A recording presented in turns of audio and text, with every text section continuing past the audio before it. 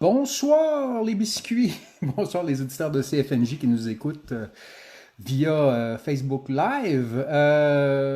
Mon nom c'est René Potvin, je suis le troisième chevalier de l'Apocalypse.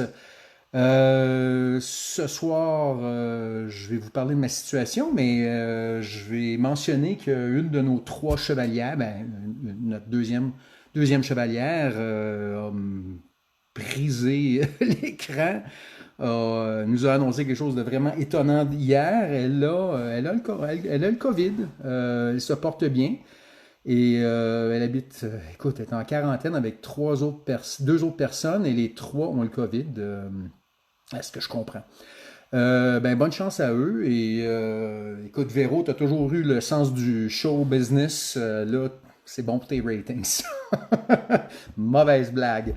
Comme vous pouvez voir, j'ai les cheveux mouillés. J'ai finalement installé ma douche dans ma maison dans le nord. Ma pompe était brisée. J'avais plus de pompe. Elle avait cassé à cause du froid.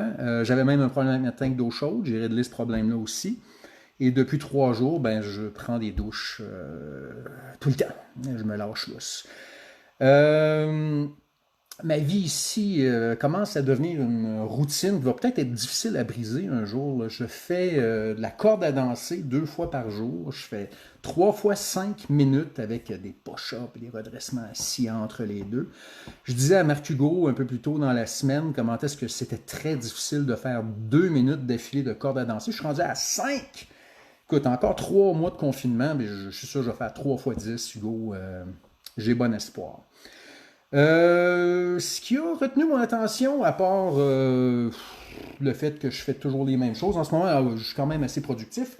Là, je fabrique des arbalètes. Je rigole pas, là, j'en ai fait 9. Ils sont sur le coin, là, dans le coin. La pile qui est là, ça, c'est toutes des arbalètes, des fûts. Croyez-moi, c'est beaucoup de travail. Ça, c'est du plomb que je mets dans la poignée. Après ça, je mets un bout de bois par-dessus. Je finis ça. Il faut tout que je retaille. J'ai du métal à installer. La flèche va là-dessus. Les élastiques vont ici.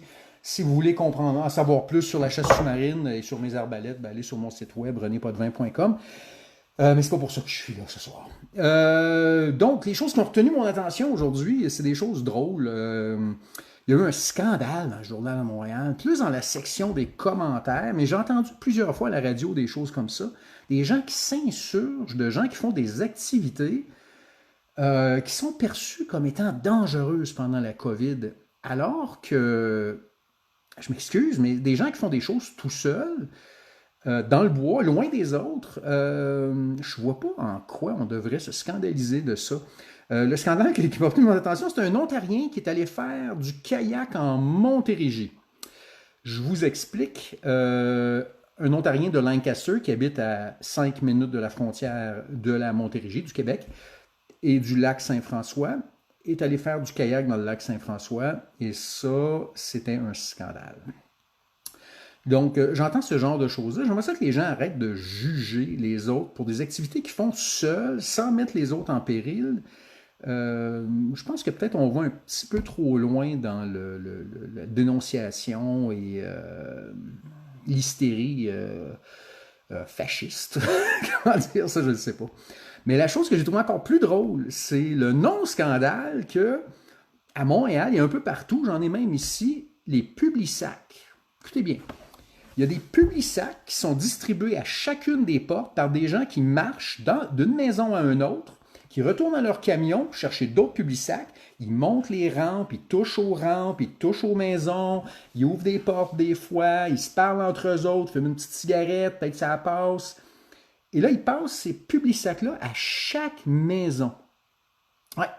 Et le premier ministre a défendu ça parce que ces publicités-là tiennent des publicités pour les services essentiels.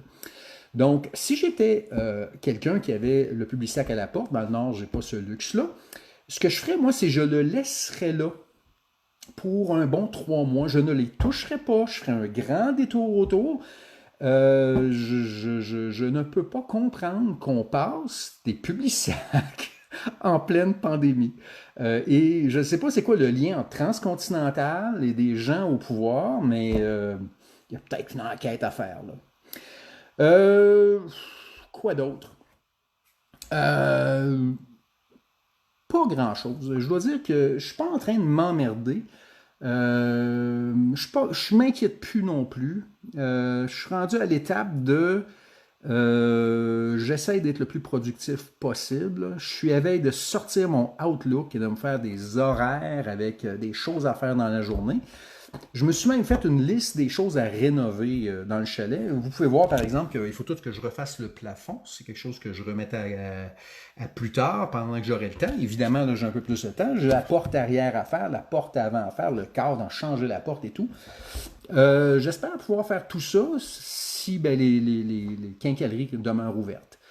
Donc, c'est ça mon état d'esprit. Je suis pas particulièrement contrarié, peut-être un peu inquiété par mon habituation à cette vie solitaire avec une routine qui s'installe. Écoute, je vais peut-être devenir un ermite. Donc, demain, ça va être Sarah Keta, qui la dernière fois nous a fait part de ses états d'esprit. Ça en venait un petit peu déprimé, mais là, elle a fait un souper thématique pour la fête de son mari et avec ses enfants et ça l'a remonté. Ben, j'espère qu'elle a encore le moral. Je sais que Véro l'avait, Hugo semblait bien aller aussi. Donc je pense que les biscuits, on a un air de joie qui nous maintient dans cette épreuve.